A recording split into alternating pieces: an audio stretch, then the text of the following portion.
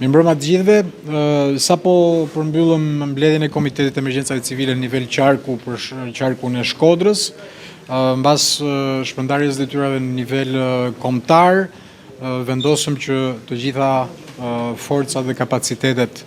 në zonën e veriut mund të bënim një rishpërndarje dhe dislokim, sidomos pranë bashkive Shkodër Vaudez, po pa harruar edhe bashkitë e tjera të qarkut. Evidentuam sot gjatë pasdites disa masa parandaluese që janë duke u ndërmarrë edhe në këto momente, qoftë nga pikpamja e bordeve të kullimit, dislokimin e mjeteve të tyre në funksion dhe në mbështetje të bashkive të qarkut, për t'i pasur në dispozicion në çdo rrethan për sa i përket qoftë hapjes së kolektorëve, qoftë eventualisht edhe në raste rreshqitjesh kur ka vërshime të lumenjve dhe në zona rurale me akses të vështirë. Gjithashtu kemi vendosur edhe rritjen e kapaciteteve pranë repartit Vaudez, i cili do funksionojë edhe si një bazë mbështetëse emergjencave civile për bashkitë e qarkut. Kemi mjetet kalueshmërisë së lartë, ekskavator, personel shtesë në bazë që do jetë në dispozicion, pompa thisët kapacitetit lartë, generatorë që do jenë në dispozicion dhe ato me një kërkesë të thjeshtë të kryetarëve të bashkive dhe nën mbikëqyrjen e prefektes së qarkut. Evidentuam se në çështë e vërteta janë bërë punime her pas here gjatë këtij viti, që na bëjnë optimist si nga pikpamja e kolektorëve të hapur, nga bashkia e Shkodrës, punime mirëmbajtëse të kanalizimeve, qoftë në Shkodër qytet, qoftë edhe në zonat dhe njësive administrative për rreth. Gjithashtu kemi evidentuar edhe menaxhimin perfekt, do thoja unë, që është bërë kaskadës së Drinit në 3 nivelet e hidrocentraleve, çka na japin optimizëm për ditën e nesërme, pasi presim gjatë natës që të fillojnë vërshimet dhe kemi një pasqyrë, besoj unë, më kuptim plot tashmë për mënyrën se si do operojnë edhe hidrocentralet për të pasur ato rezervën e dur dhe mos detyrohen që të shkarkojnë gjatë 48 orëve, në fakt që do jenë 48 orë intensive.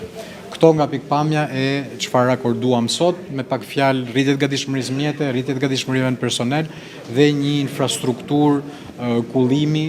e rikualifikuar që besoj se na çon në kushte gatishmërie më të plotë se sa vitet e tjera.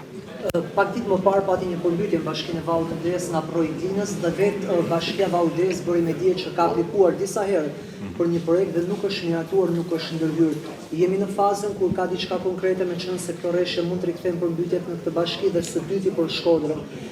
Rreziku më i madh ndër vite Shkodra nga 2010 e ka nga hidrocentrale. Ju e tha që ka një menaxhim të mirë tyre, por jemi në kuotat kur mund të përballojnë këtë rreshje apo ka rrezik që të ketë shkarkim? Po i përgjigjem me radhë për sa i përket nevojës në projnë e Glinës për ndërhyrje parandaluese. Projekti është marrë në dorëzim nga Agjencia Kombëtare e Mbrojtjes Civile dhe besoj se jemi në kushtet ku mund të sigurojmë financimin, fillimin e financimit pak, nëse është projekti i gjerë në disa lote, në disa faza për vitin që vjen, në mënyrë që ti shkojmë në ndihmë komunitetit, po edhe ç'është e vërteta edhe vetë bazës së Vaudezit, sepse edhe ajo bazë preket nga kjo situatë. Për ta parandaluar situatën, ne kemi shtuar mjetet, kryetari i bashkisë bashkë me bordin e kullimit kanë shtuar mjetet në terren, pikërisht për të parandaluar ndonjë situatë në ditët në vijim, duke ditur që duhet një investim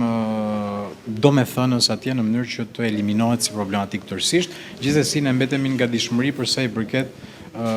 ardhjes në ndihmë të popullsisë dhe të gjithë zonës së banuar që sapo përmendët. Për sa i përket pjesës së Shkodrës, besoj se janë bërë dy elementë thelbësore. Para njëherë rikualifikimi, hapja e kolektorëve që kanë qenë, do thoja unë, ndër dekada të mbyllur, dhe këtu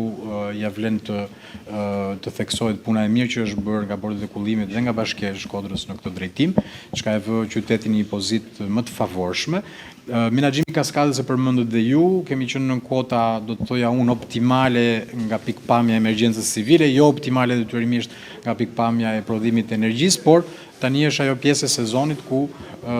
do të mbushen patjetër të gjitha kuotat, dhe menaxhimi cilësor i tyre na bën dhe ne optimist për të menaxhuar të paktën vërshimin e lumenjve për rreth.